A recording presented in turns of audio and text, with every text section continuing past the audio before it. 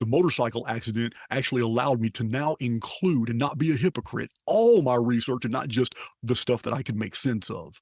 So this is when my whole channel changed to basically showing that the history of our world, the chronological data that we have documented from ancient Sumer and Akkad, Elam and Rashamra, Ugarit, ancient Israel, all the Egyptian dynastic records, all the way to modern times, all these chronomarkers, all this data that we have, and it's a lot. I put it together in a work. It's a thesis. It's 510 pages. It's called Chronicon.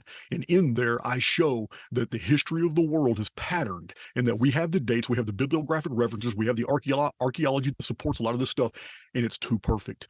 What we have as world history is a series of cycles and epicycles that happen so perfectly we can actually predict the next series of events. And this is what my entire channel is about: the Phoenix phenomenon and a few other type of interesting reality protocols. And what this has done is I had to pay attention to things that I had formerly ignored, such as the astrophysical data and the scientific data that were actually men and women who are very well established in their fields are already leaning toward the fact that we live in a quantum-based simulated holography, that our reality only feels physical by virtue of the central nervous system, and that everything around us is actually an artificial copy of somewhere else, and that what we're going through right now has more of the properties of a very advanced video game type reality than it does an actual reality. And this theory is taking on multiple dimensions, and it's getting more and more people in the scientific world are starting to support it the more they analyze the world around us, from the quantum level all the way up to the astrophysical level. We are now finding that reality does indeed maintain patterns that are way too perfect and way too predictable for it to be an actual natural unfolding of events. So what I did after my motorcycle accident was basically redesign the way I present my material.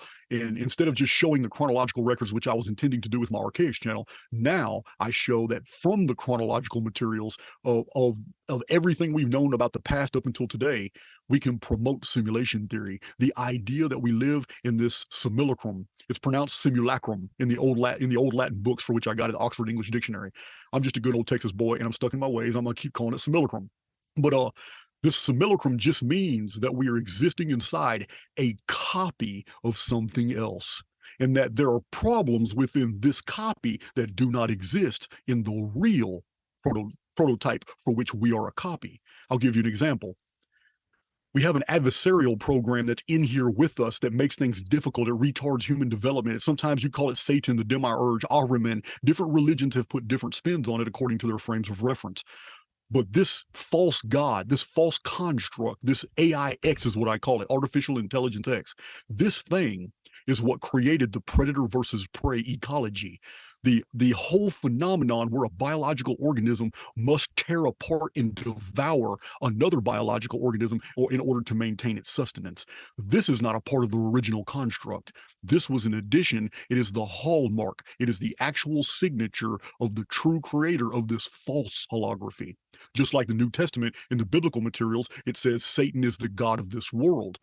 The biblical materials are very clear. Satan is not God.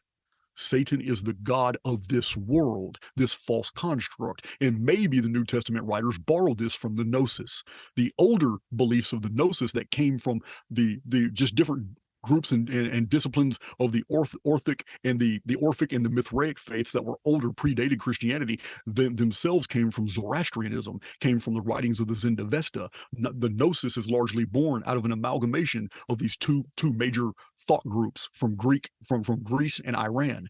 And this is where we get the writings of the Gnosis. And in the writings of the Gnosis, that's what we have.